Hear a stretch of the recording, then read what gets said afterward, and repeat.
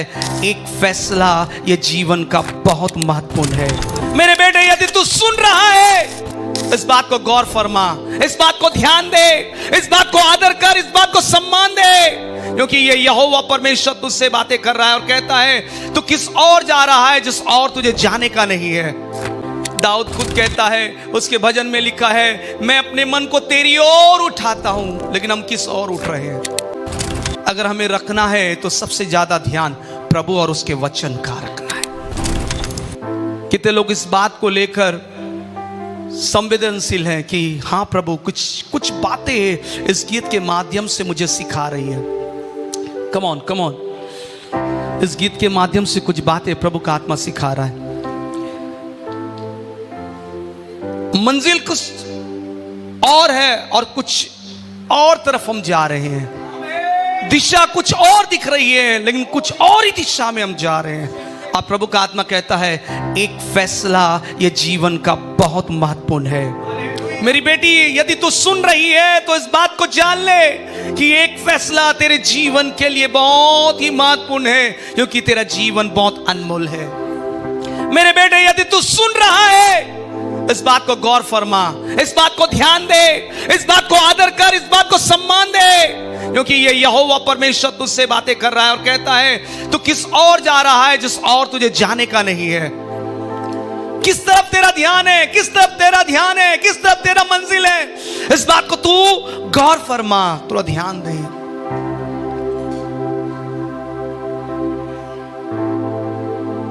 किस तरफ हम जा रहे हैं?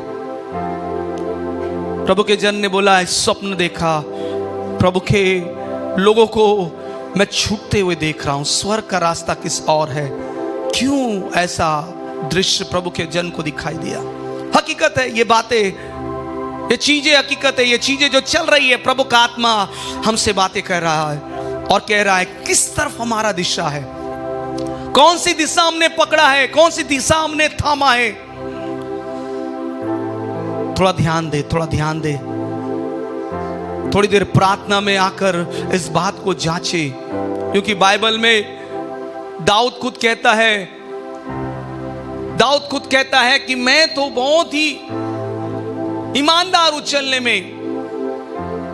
भजन संहिता उसका 25वां अध्याय उसका पहला वचन में यूं कहता है, जब आप पढ़ेंगे बाइबल का एक भाग जो प्रभु का आत्मा मुझे कहने के लिए बोल रहा है, भजन संहिता उसका 25वां अध्याय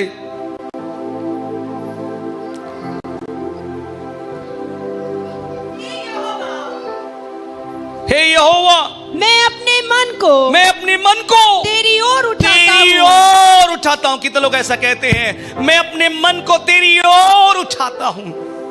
ये हमारी मंजिल है। दाऊद का भजन कहता है, दाऊद खुद कहता है, उसके भजन में लिखा है, मैं अपने मन को तेरी ओर उठाता हूं, लेकिन हम किस ओर उठ रहे हैं? कहीं हम अपने नौकरी के दिशा में तो ज्यादा मजे में तो नहीं है, अपने दिनचर्या या बिताने में, समय बिताने में, या किसी तरह से पारिवारिक समय बिताने में, या समाज का समय बिताने में, या हर एक जाति वर्ग का समय बिताने में, या घूमने या फिरने में, या कई ध्यान हमारा खेल कूद में, या ऐसी बातों में तो नहीं है जो संसार का है। अगर हमें रखना है तो सबसे ज्यादा ध्यान प्रभु और उसके वचन का रखना है।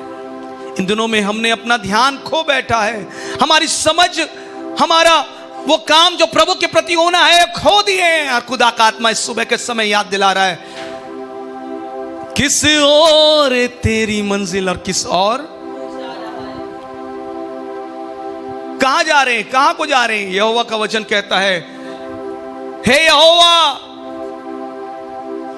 मैं तेरी ओर उठूंगा। किसके तरफ हम उठ रहे हैं? किसके तरफ हमारा नजर है? किसके तरफ हमारा ध्यान है? किसके तरफ हमारा सोच और बुद्धि और ज्ञान है? परमेश्वर का आत्मा कहता है, थोड़ी देर ध्यान से समझ लो, थोड़ी देर ध्यान से सूझबूझ लो।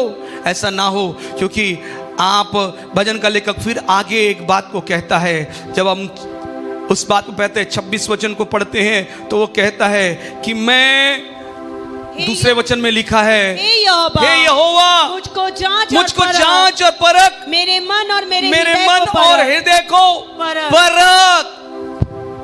मुझको जांच और परख, यानी कहने का मतलब है कि कहीं मैं तेरी ओर उठ रहा हूं या नहीं उठ रही हूं। ऐसा शब्द आप कह रहे हो कि मैं प्रभु तेरे तरफ उठ रहा हूं कि नहीं। बहन लोग कह रहे हैं उठ रही हूं कि नहीं। अब अपने आप को जांचिए। दाऊद कहता है, हे यहोवा परमेश्वर, तू जांच, तू परख। और कहने को कहता है कि मेरा न्याय कर। कहने को कहता है मैं तो ईमानदारी और सच्चाई से चलता हूं, तो भी मेरा न्याय कर, तो भी मुझे जांच, मुझे परख, कहीं मैं गलत तो नहीं ठहरूं, तेरी नजर में गलत तो नहीं बनूं, तेरी नजर में। बड़ी बात कह रहा है। कितने लोग चाहते हैं इस सुबह के समय में कि आज ये भजन मेरे लिए है, और प्रभु का आत्मा कहता है किस और मंजिल, किस और जा रहा है। इसीलिए खुदा का आत्मा कहता है कि इन दिनों में हमें डिवाइन गाइडेंस की जरूरत है, एक दिव्य मार्गदर्शन। बोलिए दिव्य मार्गदर्शन, एक दिव्य मार्गदर्शन, डिवाइन गाइडेंस। इस वक्त में मुझे एक ऐसे मार्गदर्शन की जरूरत है जो खुदा के तरफ से मुझे मिले। आमीन कहते हैं, आमीन कहने वाले, आमीन कहने वाले। खुदा के तरफ से मुझे मार्गदर्शन मिले। खुदा तू क्या चाहता है, तू क्या चाहता है जो मैं करूं, उस तरफ से मार्गदर्शन मिले। कितने लोग कहते हैं ये वचन मेरे लिए है, ये मेरे लिए मार्गदर्शन बनेगा, ये वचन मेरे लिए आगे का रास्ता दिखाएगा, ये वचन मेरे लिए सफलता की कुंजी बनेगा, ये वचन मेरे लिए चंगाई का कुंजी बनेगा, ये वचन मेरे लिए शांति का कुंजी बनेगा, ये वचन मेरे लिए आनंद का कुंजी बनेगा, ये वचन मेरे लिए सफलता की कुंजी बनेगा, ये वचन मेरे लिए हर बातों में, यदि मैं उतार चढ़ाव में हूं तो मेरे लिए सही और समतल रास्ता बनाने के लिए कुंजी बनेगा। ये वचन मेरे लिए है। बोलिए आमीन कहने वाले जोरदार ताली बजाकर आमीन कहेंगे, क्योंकि ये वचन मेरे लिए है, ये वचन मेरे लिए है। ऐसे कहने वाले और जोर से, और जोर से, और जोर से, क्योंकि ये वचन तुम्हें सफलता की ओर ले जाएगा, ये वचन तुम्हें आनंद की ओर ले जाएगा, ये वचन तुम्हें उन जगहों में ले जाएगा जिन जगहों की तुमने अभी तक सोच नहीं रखा है। यदि तुम आदर करोगे इन वचनों का तो निश्चय जानो तुम्हारा परमेश्वर तुम्हारे लिए सफल बनकर तुम्हारे जीवन में आएगा, तुम्हारे लिए वो सफलता बनकर आएगा, तुम्हारे लिए उम्मीद बन के आएगा, तुम्हारे लिए आशा बन के आएगा, तुम्हारे लिए किरण बन के आएगा, तुम्हारे लिए हर प्रकार की बातें जो तुम सोच रहे हो कि अचीवमेंट चाहिए, वो ऊंचाई चाहिए, वो पदवी चाहिए, वो आदर चाहिए, वो सम्मान चाहिए, वो वचन तुम्हें बनकर दिखाएगा। यदि तुम उस वचन के अधीन हो जाओ, उस वचन का जो वचन तुम्हें सिखाया जाता है, उस वचन का जो वचन तुम्हारे मध्य में परोसा जाता है एक भोजन के समान, और जो उस भोजन को चाह करता है वो निरंतर उस भोजन की चाह में बना रहता है, वो बना रहता है, ताकि मुझे उस भोजन से तृप्त करने के लिए। इसे लिखा है, भजन का लेखक बहुत सुंदर सुंदर तरीके से लिखा है, मुझे हरी हरी चराइयों में ले जाता है, मुझे सुखदाई जल के झरने के पास ले चलता है। आज कितने लोग चाहते हैं कि मुझे वो हरा भरा भोजन मुझे मिले। यदि आप एक भेड़ है तो अपने चरवाहा से ये प्रार्थना करते हुए नजर आएंगे, हे मेरे चरवाहा, मेरे लिए हरे भरे घास की तरफ ले चल, जो घास मुझे तृप्त करता हो। आमीन कहते हैं, आमीन कहने वाले, आमीन कहने वाले। क्योंकि आज अगर आप कहते हैं कि आप वो मेमना हो या आप वो भेड़ हो और आपका वो चरवाहा मसीह है, तो आपको ये प्रार्थना करने का दरकार है, ये प्रार्थना करने की जरूरी है, क्योंकि आप ये कहना आपके लिए बनता है कि मुझे उस हरी हरी और हरे भरे जो परमेश्वर के उम्दा वचनों की तरफ ले चल, जिससे मैं तृप्त हो जाता हूं। मुझे सूखा भोजन मत खिला, मुझे हरा भरा भोजन खिला। तब परमेश्वर आपको वही भोजन परोसेगा जो भोजन के लिए आप आए हैं, वही भोजन परोसेगा। आइए हम प्रभु को धन्यवाद करें।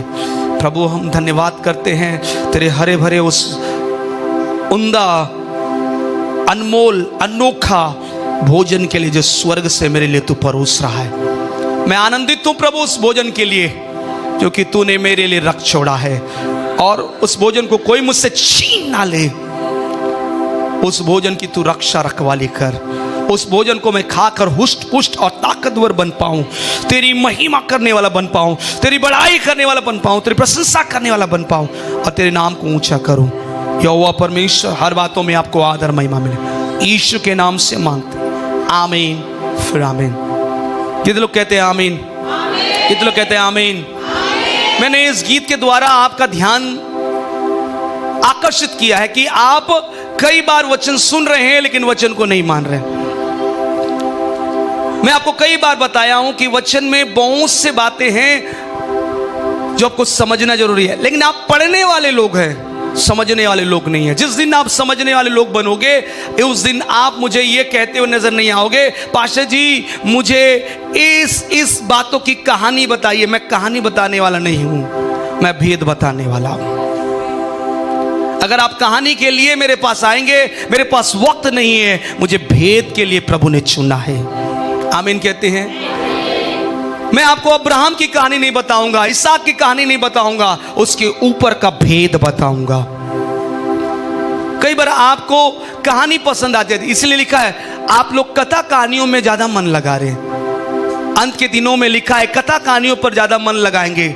कहानी ऐसी है कि अब्राहम प्रभु का एक जन है, प्रभु ने उसे चुना, बाहर निकाला, उसके बाद अब्राहम चलता गया चलता गया चलता गया, फलाना ऐसा हुआ, ये हुआ, ये कहानी है, लेकिन उसके पीछे का भेद मुझे पता करना है। अब्राहम को क्यों चुना, अब्राहम क्यों चुना गया, किस बात के लिए चुना गया, उसकी कहानी के पीछे का और एक भेद क्या है।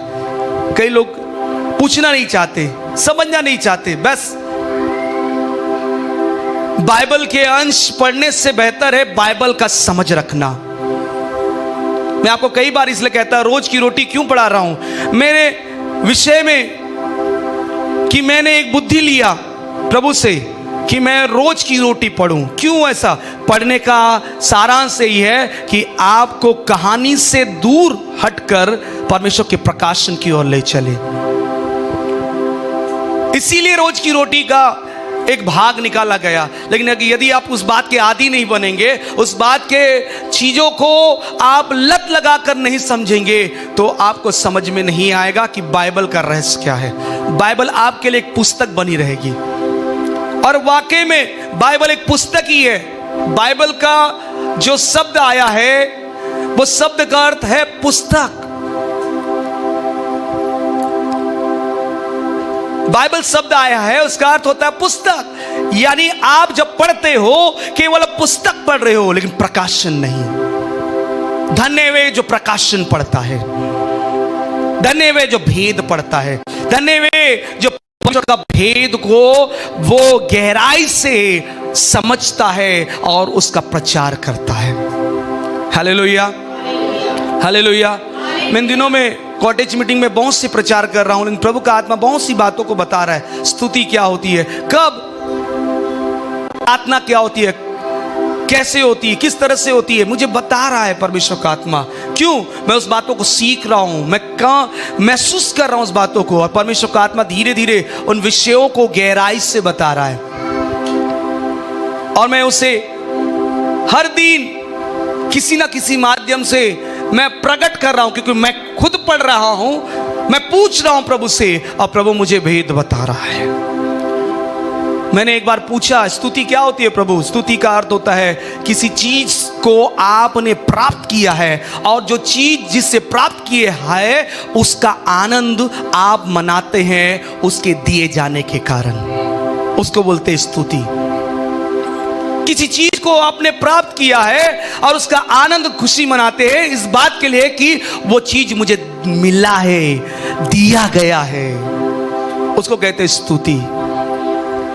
तो आप स्तुति करने आते, आओ स्तुति करे, आओ स्तुति करे, आओ स्तुति करे, तो आपको वजह ही पता नहीं है। स्तुति करते हैं तो कोई स्तुति नहीं है, वो आपको वजह पता होनी है कि आप किस बात की प्रशंसा स्तुति कर रहे हैं, किस कारण से स्तुति कर रहे हैं, आपको वजह पता नहीं है, आप आकर बैठ गए हैं और अब कह रहे हैं। क्योंकि आपको बताना चाहता हूं, सबसे बड़ी स्तुति यह है कि परमेश्वर ने अपना इकलौता पुत्र मेरे लिए भेजा, मेरे लिए भेजा, और मेरे अपराध के लिए वो अपने आप को बलिदान कर दिया।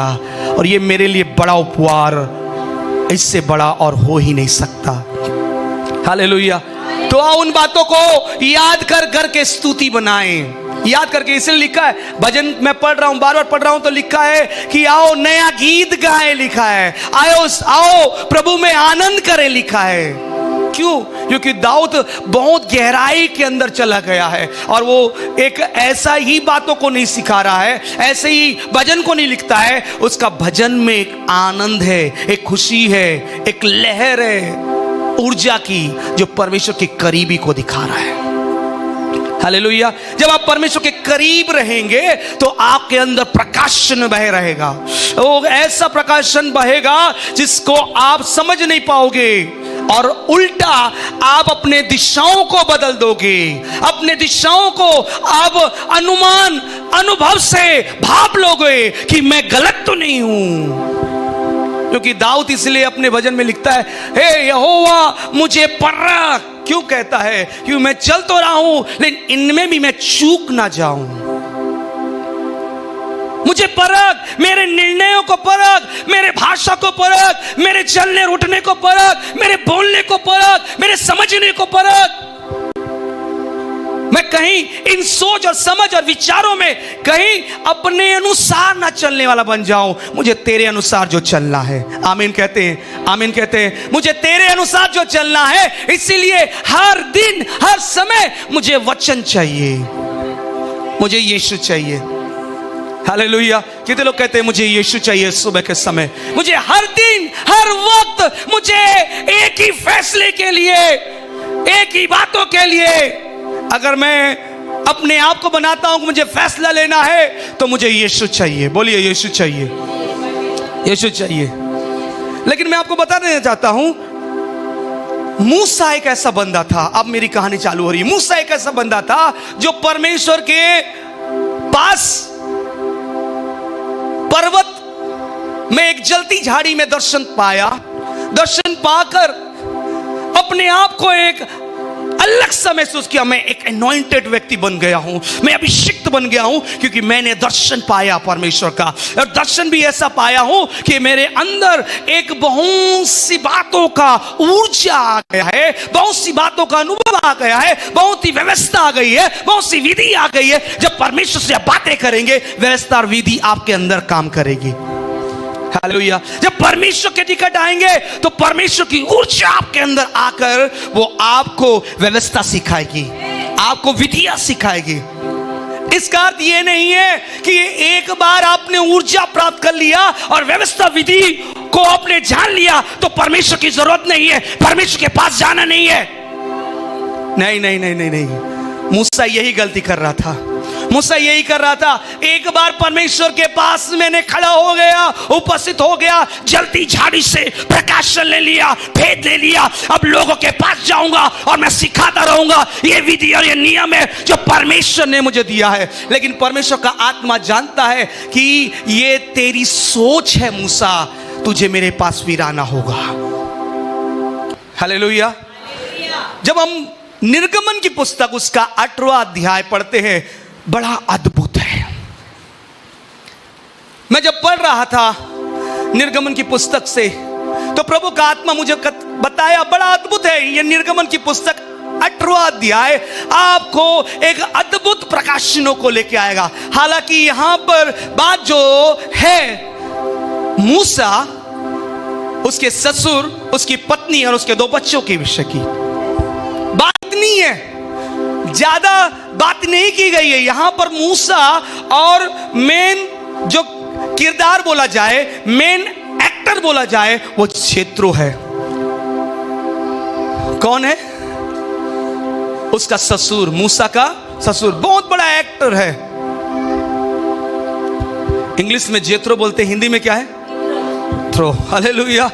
बहुत बड़ा एक्टर है। यहां पर एक किरदार है, एक भूमिका जबरदस्त निभाया हुआ है। जब मूसा को ये ऐसा आभास हो रहा है कि परमेश्वर की आत्मा की विधि और परमेश्वर की आत्मा का नियम मेरे अंदर समा गया है, अब लोगों को जो भी जरूरत है मेरे पास आएंगे, मैं बैठा रहूंगा, मेरे पास आएंगे और हर एक विधि, हर एक नियम जो मैंने उस पर्वत से सीख रखा है, उस प्रकाशन को ले रखा है, वो हर एक भेद ले रखा है, बैठा रहूंगा और उन्हें सलाह दिया करूंगा। यही मेरा काम और यही मेरा धंधा हो गया है।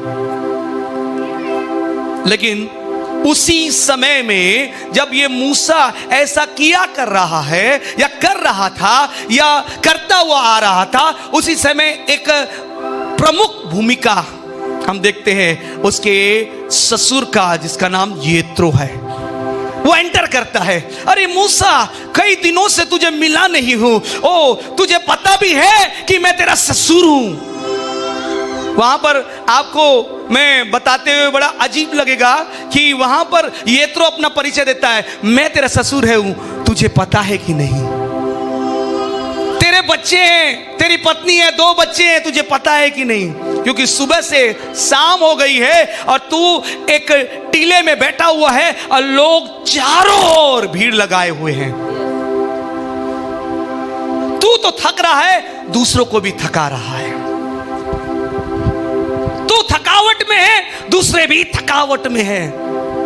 और परमेश्वर देख रहा है। और परमेश्वर कैसे बात करेगा? जब तक तू उसके पास ना जाए। Hallelujah, hallelujah.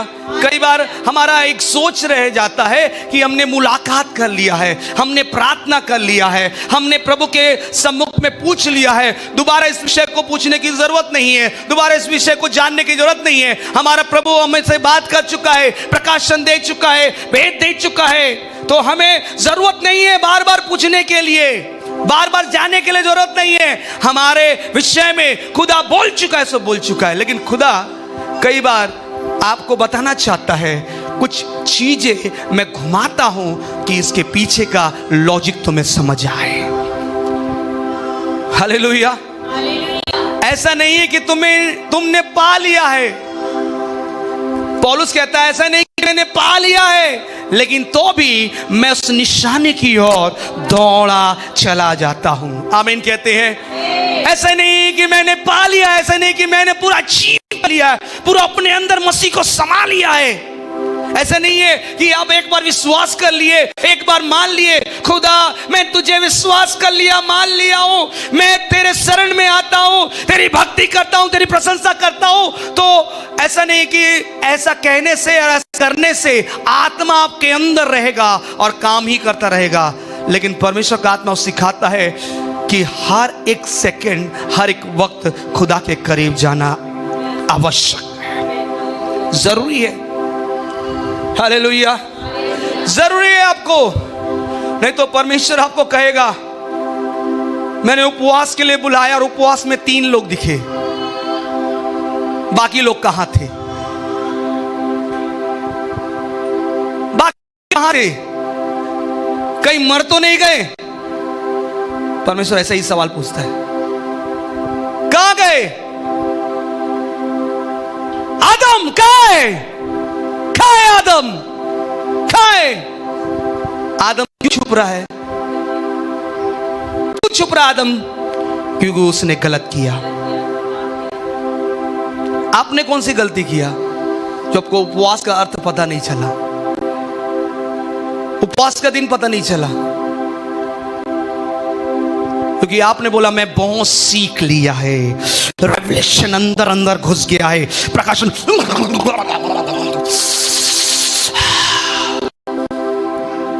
ऐसा कुछ है?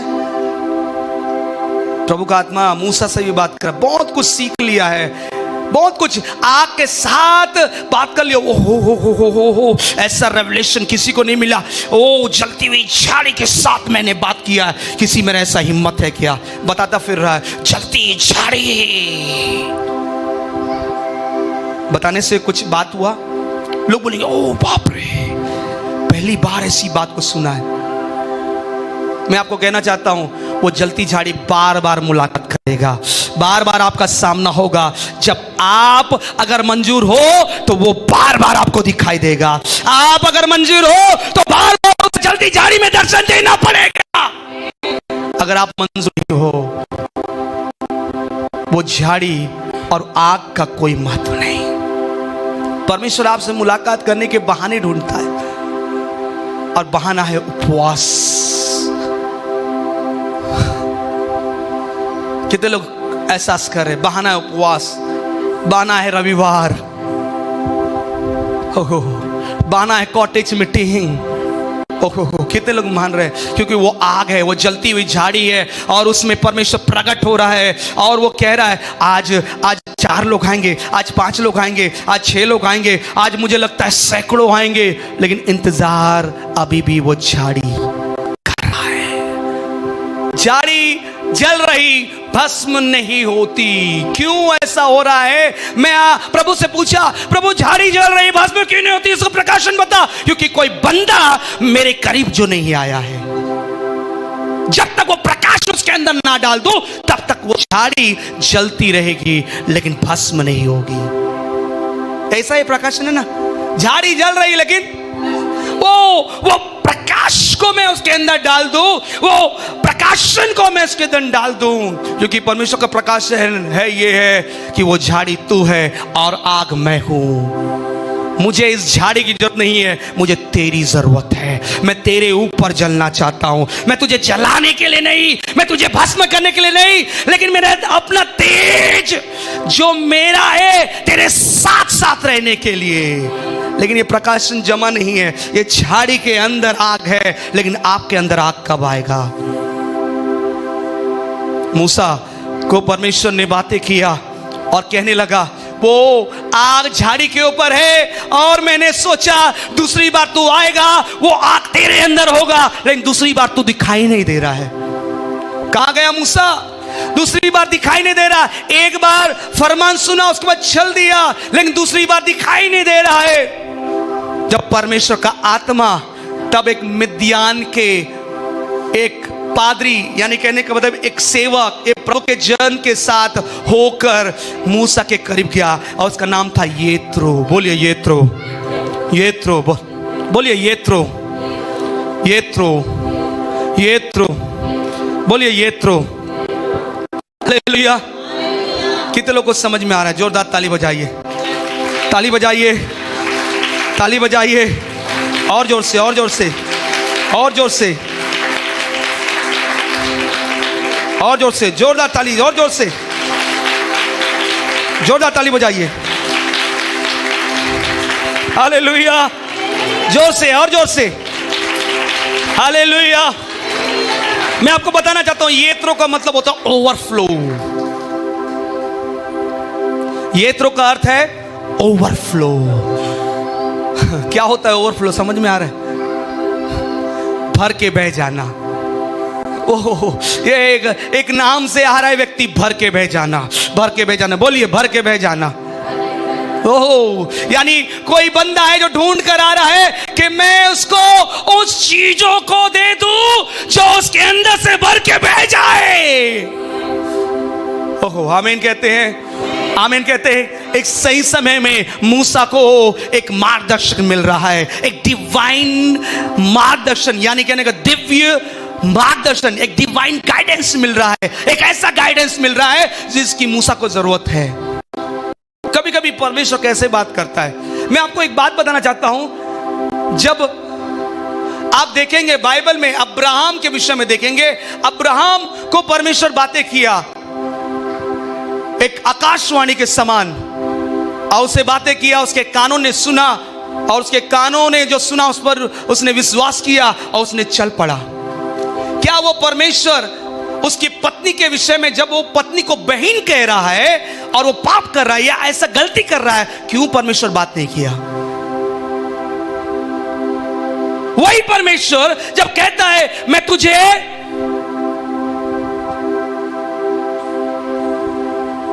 उससे इसहाक आने वाला है, क्यों ऐसा नहीं कह रहा है कि तू गलत कर रहा है, तो अपनी पत्नी को बहन करके उसे पाप करने के लिए मजबूर कर रहा है? क्यों ऐसा नहीं हुआ? कितने लोग सोचते हो आपको? क्योंकि आप कहानी पढ़ते हो। जो कहानी पढ़ता है उससे प्रकाशन पता नहीं चलेगा, लेकिन जो प्रकाशन पढ़ता है उससे भेद जरूर नजर आएगा। इसलिए मैं रोज की रोटी आपको देता हूं। रोज की रोटी को पढ़ो, समझो, और नहीं समझने से आकर पूछो। लेकिन किसी ने बात को समझा नहीं। ये सलाह क्यों है? ये सलाह मेरी ओर से नहीं है, परमेश्वर की ओर से है। मेरी ओर से होता तो भला मैं क्यों चाहूं कि आप लोग पढ़ो या ना पढ़ो, मेरा क्या फायदा। मैं आपको कहना चाहता हूं, मेरा काम सिखाना है, आपका काम सीखना है। सीखे हो या नहीं सीखे हो ये बताना आपका काम है। ये मेरा काम नहीं कि मैं बार बार आपसे पूछते रहूं क्या तुमने सीखा। मैं जब जब आप पूछता हूं आपने हाँ ही कहा है, तो परमेश्वर का वचन कहता है हाँ कहा या ना का ना हो। तुमने हाँ कहा और नहीं सीखा तो तुम उसके करीब झूठे ठहरे। तो कौन दंड पाएगा? जिसने सिखाकर ये पूछा कि तुमने सीखा, और जिसने नहीं सीखकर कहा हाँ मैंने सीखा। क्यों? कौन दंडित होगा? हाँ मैंने सीखा लेकिन सीखा नहीं है, ऐसा विद्यार्थी वो अंडा लाता है। यह बाद में उस शिक्षक को ढूंढता है और ढूंढने पर भी वो पाता नहीं है। जब आपको सिखाया जाता है, जब आपको समझाया जाता है कि इन बातों को थोड़ा ध्यान दो, गौर करो, गौर फरमाओ, क्योंकि आप दूध पीने वाले बच्चे नहीं हैं, आप भोजन करने वाले सियाने बन चुके हैं। बाइबल का वचन बार बार सिखाया गया कि तुम्हें क्या मैं भोजन के बदले दूध पिलाना सिखाऊं कि तुम दूध पीते रहो, और दूध पीने वाला बच्चा दूध के आदि के अनुसार वैसा ही बना रहेगा, वो भोजन का लालसा नहीं करता। आप खुद देख लीजिए, जब बच्चे को आप दूध दूध दूध दूध देते रहेंगे तो वो भोजन नहीं करता। इसलिए मां जानती है इसके छुड़ाने के पीछे इसको भोजन अधिक देना जरूरी है। अगर मैं अधिक भोजन दूं, प्रेशर करूं, प्रेशराइज करूं, तुम ये बात को सुनो, ये बात को सुनो, ये बात को सुनो, आदी हो जाते हैं उस बात को सुनने और समझने के लिए। लेकिन आपको कितने बार आदी बनाऊं? समझो समझो समझो समझो, ठूस ठूस के खिलाने की कोशिश कर रहा हूं कि सीखो, दूध पीना छोड़ दो, भोजन करना सीख जाओ। अगर आप दूध पीने की आदी हो तो आपको ना समझी है वचन, लेकिन भोजन करने के आदी हो तो आप समझदार हो। मेरा औहदा क्या है, मेरा पद क्या है, मैं किस बात के लिए खड़ा हूं या खड़ी हूं। आप मेरे लिए खड़े नहीं हो, खुदा के लिए खड़े हो, और जो खुदा के लिए खड़ा है वो खुदा के लिए काम करेगा। अब किसी मनुष्य के लिए अगर खड़े हो तो आप हट जाओगे, लेकिन परमेश्वर के लिए खड़े हो आप डटे रहोगे। मनुष्य के लिए खड़े होने वाला व्यक्ति वो देखता है, सिचुएशन देखता है, दिन देखता है, तारीख देखता है, चीजों को देखता है और अपने आप को हटा देता है। लेकिन परमेश्वर से चलने वाला व्यक्ति वो चीजें और तारीख नहीं देखता, वो डटा रहता है, बना रहता है, और उस खोज में रहता है कि मुझे शांति यहोवा की ओर से मिलती है, मुझे आनंद यहोवा की ओर से मिलता है, मुझे घमंड करने का हर एक रहस्य यहोवा की ओर से मिलता है। मेरा घमंड जरूर आएगा, मेरी ताकत जरूर आएगी, क्योंकि जब जब मैं निर्बल होता हूं तब तब मैं बल पाता हूं, और वो बल मुझे देने वाला एकमात्र यहोवा परमेश्वर है जो मुझे बल देता है। आप घमंड करोगे, फिर आप गर्व करोगे, फिर आपको सुकून मिलेगा उसके नाम से, क्योंकि वो आपको ऊंचा करेगा, कभी नीचा नहीं करेगा। हालेलुया। इसीलिए आप सीखिए। जब हम देखते हैं कि जेत्रो जब उसके पास आया, जब आप पढ़िए 18वां अध्याय 17 पद से, और उसका आप 5 पद से पढ़िए, क्या लिखा है? निर्गमन की पुस्तक, मूसा की पत्नी और पुत्रों को उसका ससुर यित्रो और उसका ससुर यित्रो संग लिए मूसा के पास जंगल के उस स्थान में आया जहाँ परमेश्वर के पर्वत के पास उसका डेरा पड़ा था। देखिए उसका डेरा कहाँ था? मूसा का डेरा परमेश्वर के पर्वत पर, जहां पर उसने मुलाकात किया था। क्या लिखा है? आगे पढ़िए। और आकर उसने मूसा के पास यह कहला भेजा, उसके पास आकर मूसा के पास कहला भेजा, मैं तेरा ससुर यित्रो और दोनों बेटों समेत तेरी पत्नी को तेरे पास ले आया हूँ। कहला भेजा, जा किसी सेवक को कह दिया कि जा ये कह देना कि मैं तेरा ससुर यित्रो हूँ, तेरे 2 बेटों और तेरी पत्नी के पास आया हूं, तेरे पास ले आया हूं। आगे पढ़िए क्या लिखा है? तब मूसा ने अपने ससुर से भेंट करने के लिए निकला और उसको दंडवत करके चूमा और वे परस्पर कुशल से पूछते हुए डेरे के पास आए। वहाँ मूसा ने अपने ससुर से वर्णन किया कि यहोवा ने इजराइलियों के निमित्त फिरौन और मिस्रियों से क्या किया और इजराइलियों के मार्ग में क्या कष्ट उठाया। फिर यहोवा ने उन्हें कैसे छुड़ाता आया है। तब यित्रो ने उससे सम्मत भलाई के कारण जो यहोवा ने इजराइलियों के साथ की थी कि उन्हें मिस्रियों के वश से छुड़ाया था, मगन होकर क्या हुआ? धन्य है यहोवा जिसने तुमको फिरौन और मिस्रियों के वश से छुड़ाया, जिसने तुम लोगों को मिस्रियों की मुट्ठी में से छुड़ाया है। अब मैंने जान लिया है कि यहोवा सब देवताओं से बड़ा है, वरन उस विषय में भी जिससे उन्होंने इजराइलियों के साथ अहंकारी पूर्ण व्यवहार किया था। तब मूसा के ससुर यित्रो ने परमेश्वर के लिए होम बलि और मेल बलि चढ़ाए। और हारून इजराइलियों के सब पुण्य समेत मूसा के ससुर यित्रो के संग परमेश्वर के आगे भोजन करने को आया। परमेश्वर के आगे क्या करने आया? भोजन करने आया। हालेलुया। इतनी बात तो बहुत जबरदस्त है कि 12 पद तक हमने पढ़ा और वहां पर लिखा है कि मूसा का ससुर आया और बोला बहुत बिजी हो गया, पता नहीं तुझे परवाह है कि नहीं, बच्चे हैं, तेरी पत्नियां हैं, परवाह है कि नहीं, तू छोड़ चलाया, मैं आया हूँ दोनों को लेकर। तू कहाँ है? पर्वत के पास है। अच्छा, मतलब तू कनेक्टिविटी में है, बढ़िया है परमेश्वर के। लेकिन जब उसने कहानी सुना कि परमेश्वर ने बड़े बड़े काम किया, ऐसा किया, वाह, मिलकर धन्यवाद किए कि प्रभु भला है, सब कुछ बढ़िया है। उन्होंने होम बलि मेल बलि करके चढ़ाए, भोजन किया, उसके बाद तो सही था। तब 13 पद से कुछ बातें मूसा को पूछा गया और मूसा का ये बयान था। 13 वचन से पढ़िए क्या लिखा है? दूसरे दिन मूसा लोगों का न्याय करने को बैठा और भोर से सांझ तक लोग मूसा के पास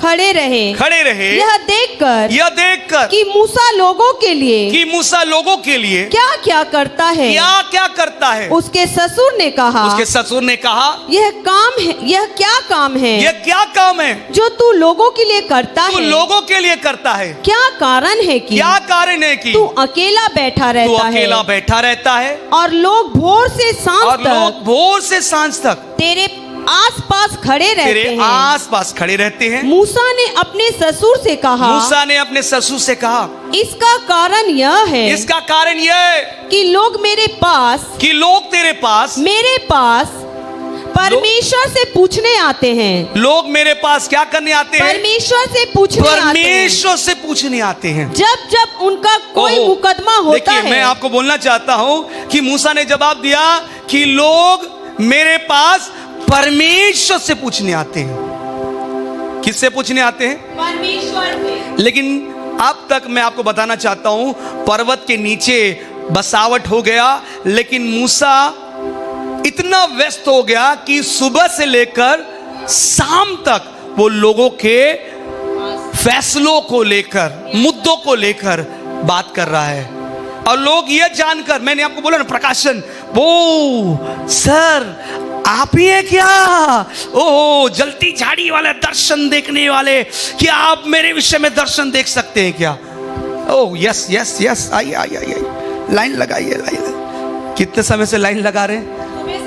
सुबह से शाम तक। ये लाइन काफी लंबा हो रहा है और काफी लोग परेशान हो रहे हैं। यहां पर लिखा है मूसा परेशान, लोग परेशान। ये कौन देख रहा है? उसका ससुर येत्रो। ये पहले पूछा, अगले दिन पूछा, देखने लगा कि ये क्या लग रहा है भाई, मैं थोड़ा जांचूं। उसने देखा कि उस दिन तो खाना पीना बढ़िया हुआ, होम बलि बढ़िया हुआ, अगले दिन से मूसा दिखाई नहीं दे रहा। सुबह से कहाँ गया? मूसा को मिलने के लिए उसका ससुर यत्रो तत्पर है। कहाँ गया मेरा अरे मेरा कहाँ गया मेरा दामाद? अरे कहाँ गया? सुबह से उठा है, कहाँ गया, किधर को गया? वो बात करना चाहता है क्योंकि वो भी एक याजक है, मिद्यान देश का याजक है। वो कुछ फैसलों को लेकर बात करने आया था और फैसला ये था कि तू अपने बच्चों और पत्नी को क्यों छोड़ चला? तेरे लिए चीजें क्यों कठिन बन रही है? तेरे लिए कठिनाई क्यों है? तेरे लिए चीजें क्यों कठिन बन रही है? यह देखने के लिए। और जब वो बातें करना ही चाहता था, मूसा सुबह से लेकर रात तक क्या है, लोगों को और उसके मुद्दों में उलझा हुआ है कि उसे क्या करे, सुलझाता रहे।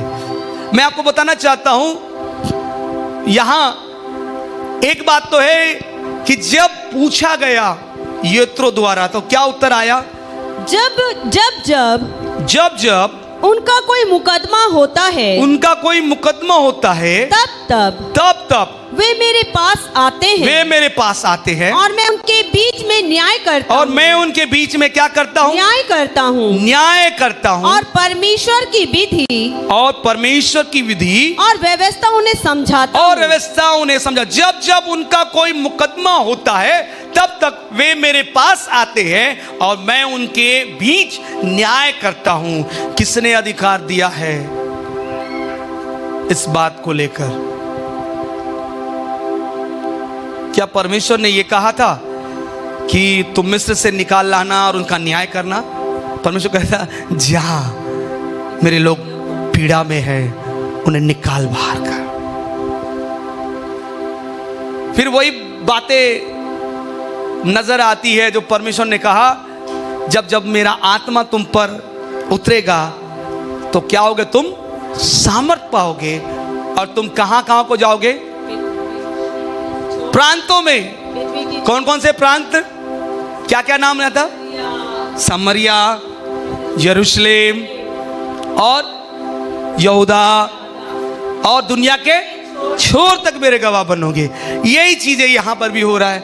यहां पर हम देखते हैं कि जैसे ही उस रेवलेशन को मूसा के सामने प्रकट हुआ, मूसा अब अपने आप में सोच बैठा कि मैं परमेश्वर का न्याय करने वाला एक जन बन गया हूं और मुझे न्याय ही करना है। परमेश्वर की विधि मुझे पता चल चुके हैं, वो 10 आज्ञा मुझे पता चल चुका है। उस आज्ञा के द्वारा मैं उनका न्याय करूंगा, मैं उनके विषय में विधि बनाऊंगा और उन विधियों को उन्हें बताऊंगा।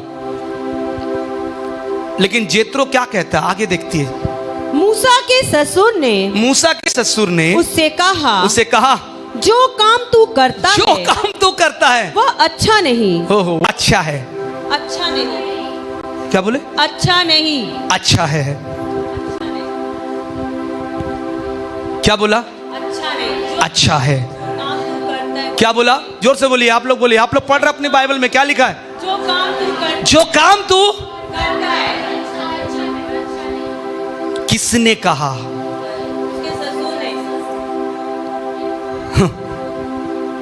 तो क्या अच्छा है? तो क्या अच्छा है? उसके ससुर ने क्या बताया? तो क्या अच्छा है?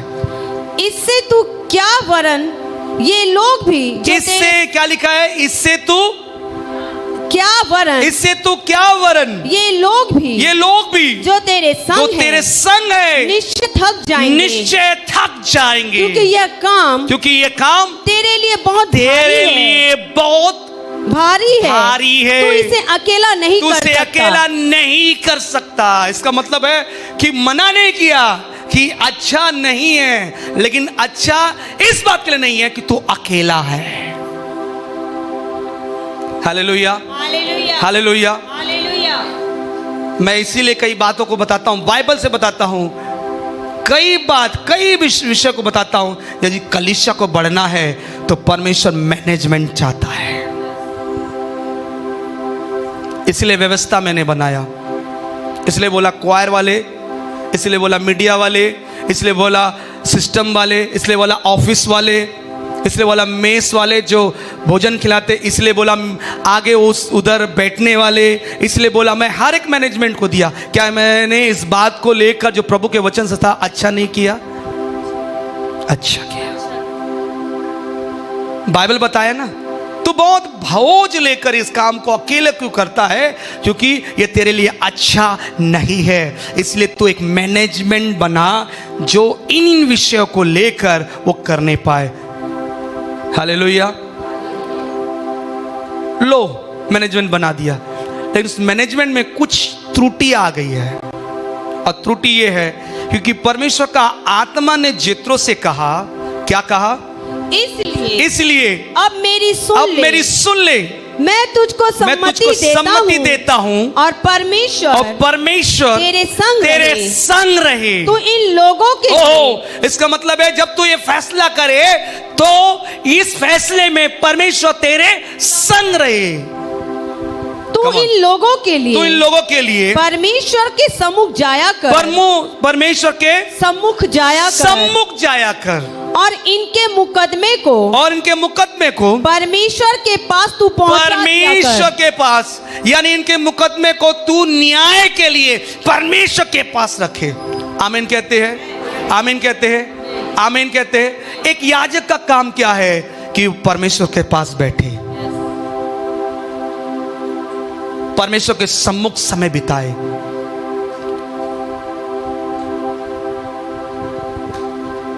अगर उसे सब मैनेजमेंट दे दे, कैमरामैन आप बनो, मीडिया वाले आप बनो, गाना गाओ आप, फलाना आप ही करो, फलाना ये करो, उनका सामान, इनका सामान, इसको लेके जाओ, उसको लेके जाओ, चीजें उलझ रही। हेलो, समझ रहे हो मेरी बात? परमेश्वर क्या बात कर रहा है? परमेश्वर बड़े फैसले की बात कर। इंटरनेशनल बोलने से नहीं होता, इंटरनेशनल के लिए लेवल बनाना पड़ता है, ग्राउंड बनाना पड़ता है, चीजें बनाना पड़ता है, समीक्षा, एक चीजों को, समीकरण को देखना पड़ता है, जांच पड़ताल करना पड़ता है, बैठक करना पड़ता है, चीजों को वो उतार चढ़ाव, ग्राफिक्स जानना पड़ता है, कितने हम चीजों को बीते समयों में हमने कैसा किया और आने वाले समय में कैसा करेंगे, क्या कमी है, क्या घटी है, हम में क्या चीज की त्रुटि है, क्या चीज सही चल रहा है, क्या चीज बिगड़ा हुआ है, क्या चीज बनाना है, क्या चीज सुधारना है, क्या चीज अच्छा है उसे और अच्छा करना है। चीजों को देखना पड़ता है, बैठक करना पड़ता है, जांचना पड़ता है। इसलिए नहीं कि अपने खुद के फैसले आप बनाए और आप कहे कि जो मेरा फैसला है वो सर्वमान्य है। परमेश्वर कहता है, मूसा भी यही कर रहा था, जो मैं फैसला लेता हूं, जो मैं न्याय करता हूं, जो मैं मुकदमा करता हूं इन लोग का, जो मुकदमा इन लोग का चल रहा है और जो मैं बताता हूं, इनके लिए ये सब बातें सही है, लेकिन परमेश्वर नहीं। तू अकेले नहीं, नो, तू अकेले नहीं, तू अकेले इस बात का बोझ नहीं उठा सकता, तू इंटरनेशनल के लिए नहीं ले जा सकता। इन्हें साथ सिखाना होगा कि ये कैसे चले। हालेलुया। समझ में आ रहा है? कितने लोगों को समझ में आ रहा है? सीखना है कि नहीं सीखना है? इंटरनेशनल लेवल में जाने के लिए बहुत कुछ सीखना पड़ेगा। आप लोग अभी तक जानते नहीं हो। आप कह रहे हो इंटरनेशनल, सबसे पहले इंटरनेशनल लगने से पहले इंग्लिश आना चाहिए।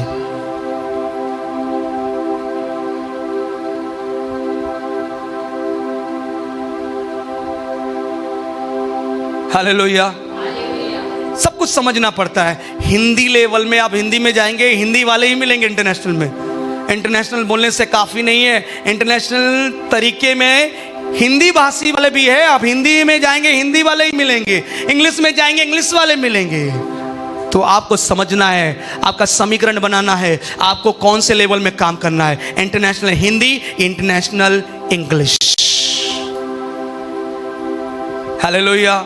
समझ में आ रहा है? कितने लोग समझ रहे हैं मेरी बात को? क्योंकि परमेश्वर का आत्मा आपको कह रहा है डिवाइन गाइडेंस, दिव्य मार्गदर्शन। जब तक एक कलीसिया को दिव्य मार्गदर्शन नहीं मिलेगा, उसकी ऊंचाई उसको समझ में नहीं आएगी, उसकी गहराई उसे समझ में नहीं आएगी, उसके विषय को। इसलिए आप क्यों ऐसा कम होते हो? आपकी कमी दिखा रही है, क्योंकि ये खाली क्यों है? आपको समीकरण समझ में नहीं आ रहा है। आपको समझ में नहीं आ रहा है कि ये चीजें, ये कलीसिया क्यों बुनियाद में है। ये कलीसिया का बुनियाद इस बात के लिए नहीं है कि ये कलीसिया इसी तरीके से चला जाए। इस कलीसिया का निर्माण परमेश्वर ने आने वाले भविष्य के लिए किया। आमीन कहते हैं? आमीन कहते हैं? एक बड़े चीजों के लिए परमेश्वर ने निर्माण किया है, जो छोटे में सीमित ना रहे। छोटे चीजों के लिए सीमित करने के लिए परमेश्वर समय बर्बाद करने के लिए नहीं बोलता कि तुम्हारे पास काफी समय है। खुदा ने यह प्रचार कर चुका है। कौन सा प्रचार किया यीशु ने? क्या बोला यीशु ने? यूहन्ना ने क्या प्रचार किया? मन फिराओ, स्वर्ग का राज। क्या समझ रहे हो? आपको लगेगा क्या? आपको लगेगा क्या? आपको क्या लगेगा? ओ, काफी वर्ष बीत जाएगा तो भी राज्य नहीं आएगा। परमेश्वर कहता है क्या पता कि अगला दिन आपके लिए राज्य आ जाए। तो फिर कहां आपका तैयारी है? क्योंकि प्रभु के जन ने दर्शन में देख लिया आपकी तैयारी है नहीं, और वो बता दिया है कि तुम तैयारी नहीं हो, राज्य आ रहा है, तो तुम कहां को जाओगे? स्वर्ग जाओगे कि नरक जाओगे? इसीलिए दर्शन मिलता है, इसलिए बात मिलता है, इसलिए वचन सही तरीके से मिलता है। क्योंकि दर्शन यही सही है क्योंकि तुमने अभी तक उस बात का समीकरण, उस बात का बैठक नहीं किया, उस बात के लिए जांच नहीं किया, उस बात के लिए जांच पड़ताल नहीं हुआ है कि क्या करना है, कैसे करना है। तुम अपने अनुसार जी रहे हो। लेकिन गीत है, लिखा है, जीना मसीह है, मरना नफा है। जीना मसीह है, मरना नफा है, ये जीवन तैयार है। मसीह बिना जीना बेकार है, यही मेरे जीवन का आधार है। ओ, मसीह बिना जीना बेकार है, यही मेरे जीवन का आधार है। क्या कर रहे हैं हम लोग? क्या कर रहे हैं हम लोग? मसीह बिना जीना। तो कैसे आप कह रहे हैं कि मसीह बिना जीना? आप तो बिना मसीह के जी रहे हैं। अगर आपको मसीह होता, अगर जिसके अंदर मसीहत होती, तो वो दिखाई देता उस सेवा के लिए, और जिसमें मसीहत नहीं है वो सेवा के लिए दिखाई नहीं देगा।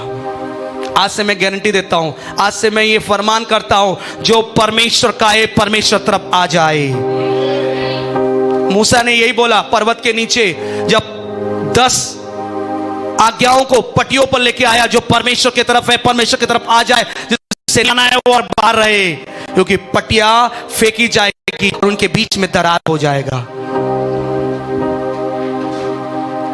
इसलिए परमेश्वर ने बोला जो सेवक है, इसलिए लेवी गोत्र के लोग ही आ गए, इसलिए परमेश्वर ने बोला ये सेवक ठहरेंगे, इसलिए उनके लिए लय व्यवस्था बनाया गया। कितने लोग समझते हो बुक के शब्द को समझते हो? उत्पत्ति, कोई लोग समझते हैं, पढ़ते जाते हैं, पढ़ो पढ़ो पढ़ो, समझो में। उत्पत्ति का मतलब है आरंभ किया गया। क्या क्या आरंभ हुआ? क्या क्या चीज आरंभ हुआ? पीढ़ियों का आरंभ हुआ, जातियों का आरंभ हुआ, परमेश्वर के वंश का आरंभ हुआ। निर्गमन क्या हुआ? निकलना है, निकलना है, निकलो, हर जगह से निकलो। खुदा कहता है निकलो निकलो निकलो निकलो निकलो निकलो निकलो। आप जब भी पढ़ेंगे तो निकलो, परिस्थितियों से निकलो, बंदगी से निकलो, बीमारी से निकलो, निकलो अपने घर से, निकलो, बांधे उसे, निकलो निकलो। जब जब आप पढ़ोगे तो ये शब्द लिखा रहेगा निर्गमन, आपको बार बार सूचित कर रहा है निकल बाहर अपने परिस्थिति से। जिसने तुझे बांध रखा है, मैंने तुझे सेवक बनाया है। कौन तुझे बांध रखा है? किसके बंधन में तू है? निकल बाहर, निकल बाहर। किसके बंधन में मेरी बेटी? निकल बाहर। किसके बंधन में मेरे बेटे? निकल बाहर। तो निकलना है। इसके लिए निर्गमन की पुस्तक आपको समझना है। इसलिए आप क्या करते हैं? पुस्तक पढ़ते हैं, प्रकाशन नहीं। जिस दिन प्रकाशन पढ़ेंगे आपको नजर आएगा कि हर परिस्थिति से निकलने के लिए मुझे निर्गमन दिया गया है, हर बातों को उत्पत्ति के लिए मुझे उत्पत्ति दिया गया है, हर व्यवस्था को जानने के लिए मुझे व्यवस्था दिया गया है, हर बात की गिनती करने के लिए मुझे गिनती की पुस्तक दी गई है। क्या पढ़ रहे हो आप लोग? क्या बाइबल पढ़ रहे हो आप लोग? आप लोग पढ़ रहे हो नहीं, आप एक कहानी पढ़ रहे हो। प्रकाशन पढ़ो। जिस दिन प्रकाशन पढ़ोगे उस दिन तुम दिखाई दोगे प्रभु के हर एक काम के लिए। आप दिखाई नहीं दोगे क्योंकि आप प्रकाशन नहीं, आप पुस्तक पढ़ रहे हैं। और पुस्तक पढ़ना परमेश्वर को अच्छा नहीं लगता। प्रकाशन पढ़ने वाले लोग दिखाई देंगे। जो प्रकाशन पढ़ेगा वही सेवा में दिखाई देगा। जो प्रकाशन जानेगा वही खड़ा रहेगा कलीसिया के लिए। जो प्रकाशन जानेगा वही इस सेवा को इंटरनेशनल मिनिस्ट्री बनाने के लिए खड़ा रहेगा। नहीं चाहिए ऐसे लोगों का, जरूरत नहीं है परमेश्वर को। जो प्रकाशन जानेगा उसकी जरूरत है। खुदा कहता मैं उसे चुनूंगा। इसलिए परमेश्वर बोलता है क्षेत्रों को आना बहुत जरूरी है। आपके जीवन में वो ओवरफ्लो का आना बहुत जरूरी है। क्षेत्रों कहते हैं वो बह जाने वाला अभिषेक आना जरूरी है। परमेश्वर का आत्मा कहता है जब तक वो बह जाने वाला अभिषेक नहीं आएगा, मूसा तू यही बैठा रहेगा। तेरा सेवकाई जो मैंने दिया है ये बैठने का नहीं है, मेरे नजदीक आकर बातें करने का है। जो सेवकाई मैंने तुझे दिया है वो तू दूसरों को दे। जो तुझे देना है मेरे पास आए। हालेलुया। क्या करना है आपको? कौन सी सेवा आपको मिली है? खुदा का आत्मा कहता है याजकों को खुदा के नजदीक बैठने का सेवा है, वो पूछने का सेवा है, वो पता लगाने का सेवा है। खुदा आगे क्या करना है, कैसे करना है, किस तरह से जाना है। और बाकी कलीसिया के लोगों को खुदा कहता है कुछ लोगों को चुन लो। चुना हमने इन फैसलों में। हालेलुया। क्या हमने गलत किया चुनकर? खुदा कहता है तुमने चुना सही, क्योंकि बाइबल कहता है चुन ले। क्या क्या है आगे, क्या लिखा है? पढ़िए, जल्दी पढ़िए। मैं समाप्ति करूंगा लेकिन समय जा रहा है, मैं दूसरा भाग नहीं लूंगा आगे। इन्हें विधियां, इन्हें क्या कर? विधि और व्यवस्था प्रकट कर। और व्यवस्था क्या कर? प्रकट कर। कितने वचन को पढ़ रहे हैं? हालेलुया। क्या लिखा है? इन्हें विधि और व्यवस्था प्रकट करके नहीं, 17 वचन को पढ़िए। मूसा के ससुर ने उससे कहा जो काम तू करता है वह अच्छा नहीं है। इससे तू क्या वरन ये लोग भी जो तेरे संग है निश्चय थक जाएंगे, क्योंकि ये काम तेरे लिए बहुत भारी है। तू इसे अकेला नहीं कर सकता। इसलिए सुन, अब मेरी सुन ले। मैं तुझको सम्मति देता हूँ, मैं तुझे वाचा देता हूँ, मैं तुझे एक वायदा देता हूँ, मैं तुझे काम बोलता हूँ, वो परमेश्वर की ओर से है। मैं भी एक याजक हूँ बोल के जेत्रो आकर कहता है मैं भी जो कह रहा हूँ वो इस बात को सुन ले, क्योंकि मैं तुझसे ये बात जो कह रहा हूँ परमेश्वर तेरे संग रहे। मतलब इस बात से यहां पर मैं आपको बोलना चाहता हूं, मूसा को बुलाया नहीं गया। मूसा को बार बार बुलाने के लिए परमेश्वर आवाज नहीं लगा, मूसा कहां है तू। मूसा दर्शन दे सकता था, वो झाड़ी जो दिखा है वो बार बार सपने में आ सकता था। आया झाड़ी के पास गया था, झाड़ी से आया, झाड़ी का दर्शन देखता, ओ खुदा तूने झाड़ी का दर्शन, इसका मतलब तू याद किया, आया नहीं आया। लेकिन पता नहीं, यहां पर बाइबल बताया नहीं गया सटीक कि इसका दर्शन आया नहीं आया, लेकिन क्या पता आया भी होगा, लेकिन मूसा समझ नहीं पा रहा है। अरे वो बार बार दृश्य आ रहा है, इसका अर्थ यह है कि कुछ तो बात प्रभु बोल रहा है, अच्छा बोल रहा है, लेकिन कोई बात नहीं। मैं आपको बोलना चाहता हूं कि वो बातें कैसे करके परमेश्वर प्रकट करे। उसने एक जन को चुना जिसका नाम है येत्रो, और उसका अर्थ है ओवरफ्लो। बोलिए, भरकर बह जाए, भरकर बह जाए। बोलिए बोलिए प्रकाशन, बोलिए भरकर, वो भरकर बह जाए। Glory to God Jesus. भरकर बह जाए,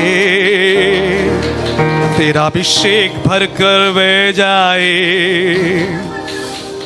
भरा हुआ अभिषेक मुझ में तूने,